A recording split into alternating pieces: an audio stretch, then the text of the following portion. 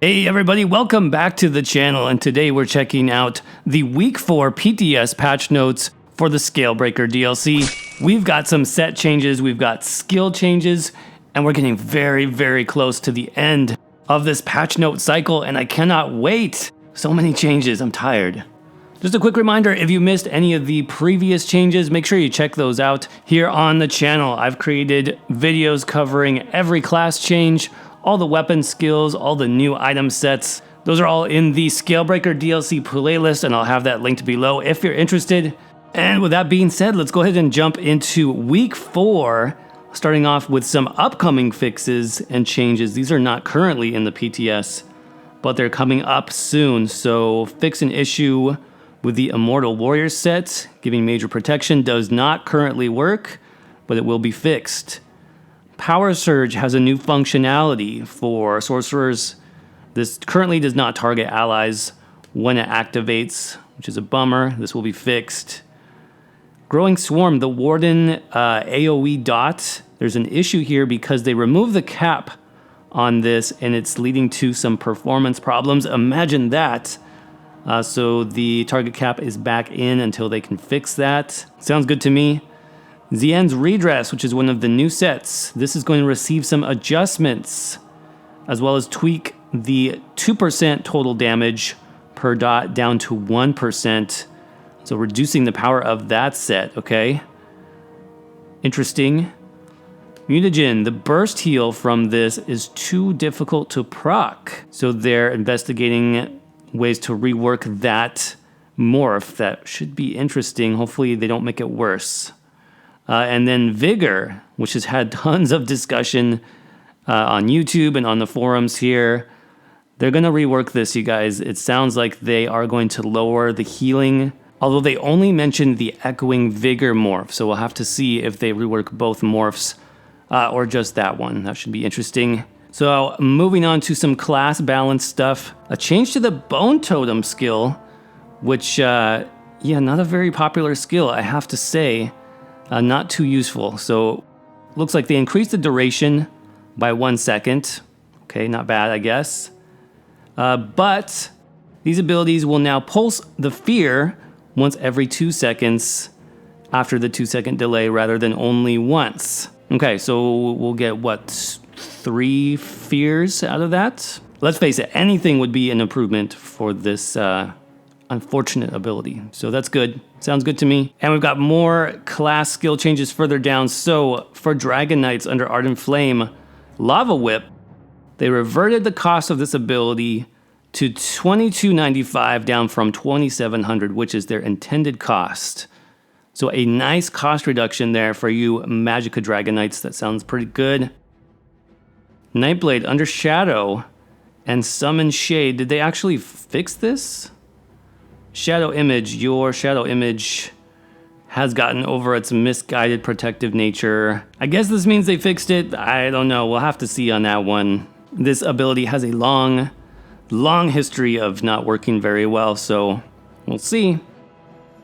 Sorcerer class now under Storm Calling and Bolt Escape. Fixed an issue with Streak.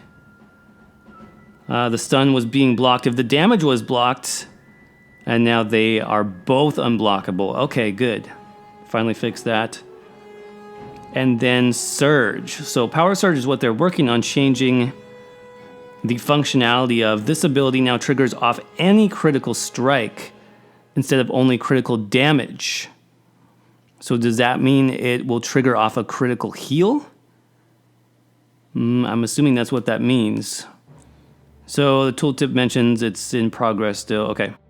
And then Crit Surge, this is usually what Stamina Sorcerers will use. They increase the healing granted by 10%. Okay, pretty nice. Throwing those Stam Sorcs a little bone, I guess. All right, under Weapon Skills next, in Dual Wield, Hidden Blade, this ability and the Shrouded Daggers morph no longer mark the target, but now grant their Major Brutality instantly. Okay, sounds good. That was a little bit clunky. They also decrease the duration, though, to 20 seconds down from 30 seconds, which is kind of standard, I guess.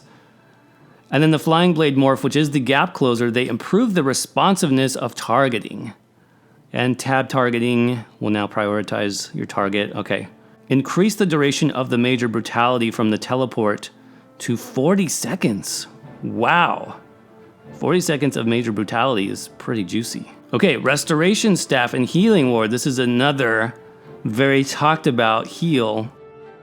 This has gone down and up, and now it looks like it's down again. Reduce the healing value from this ability to 33% of the shield's remaining strength, down from 100%. But the heal can now critically strike again, since the shield itself cannot crit.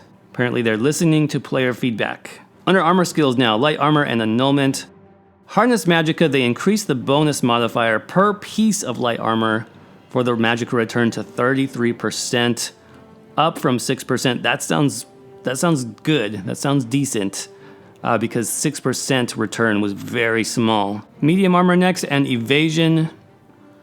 The Elude morph, which grants major expedition, they reduced that by 2 seconds, so it will now last between 5 to 7 seconds of major evasion rather than 7 to 9 seconds. The major expedition will now better respect its proc condition for direct area effect damage. I don't know. I mean, this morph still sounds strong. The major expedition is always a very strong buff to have, especially in PvP. But since they are narrowing the scope of this, I don't know how useful it's going to be now. It only is going to proc off direct AoE attacks, not AoE dots. Under Soul Magic and Soul Trap, it now adds a powerful new effect at the cost of another effect.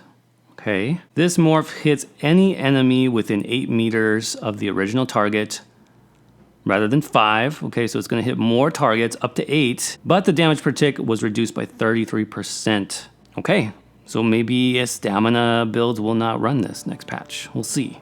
Fighters Guild, Circle of Protection, just fix an issue with the 15% stamina cost reduction built into the base cost. The base cost of these abilities is now $45.90. Okay, moving on to item sets. A lot of adjustments to the item sets here, starting with our VMA dual wield. The Cruel Flurry set reduced the weapon and spell damage to 1,000 down from 2,000. So this was talked about for a while. I'm not surprised that this did get reduced down, but I do like the way that they changed the proc here. So the bonus will now apply to any target applied dot effect cast within 4 seconds of the proc.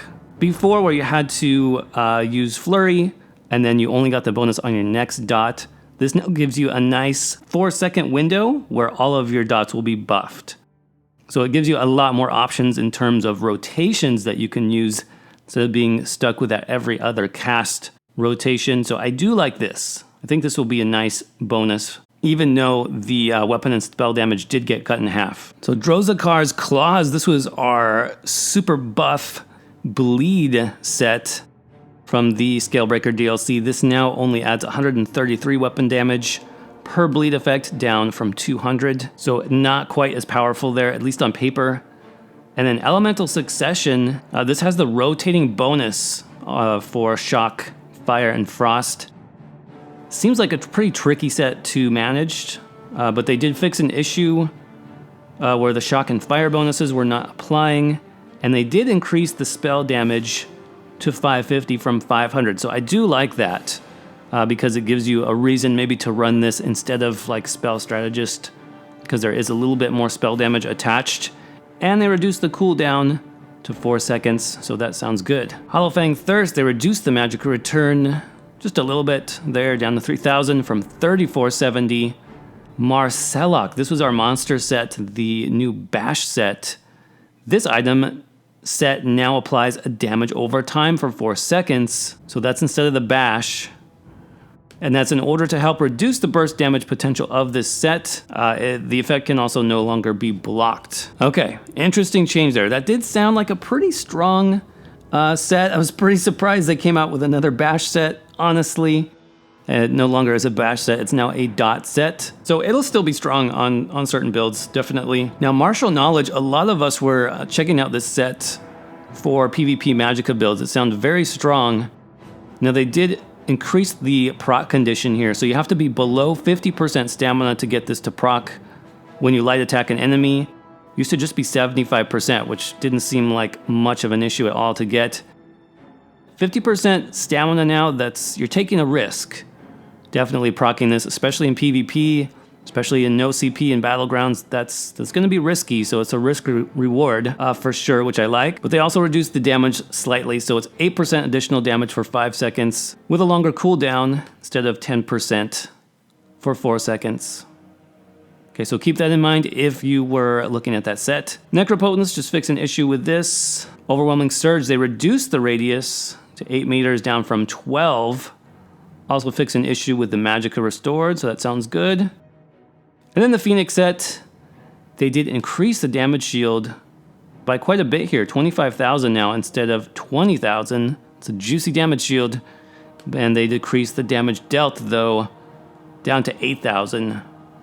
Okay, so with that, that's going to wrap up the major changes for week 4. Definitely some interesting changes here, and especially looking forward at Vigor changes and Healing Ward changes. It's going to be interesting to see how those get balanced coming up to next week. Traditionally, like the 5th week is usually the last one, so it'll be interesting to see where those heals land for the next week on the PTS. Also some interesting changes here to item sets. A lot of the new item sets getting toned down before the DLC even gets released. So it's interesting to see that balance taking place. As always though, I want to hear what you guys think about the changes. Let us know in the comments section. If you enjoyed the video at all, make sure you crush that like button. Subscribe to the channel for future Scalebreaker updates, build videos, guides on the Elder Scrolls Online, and more.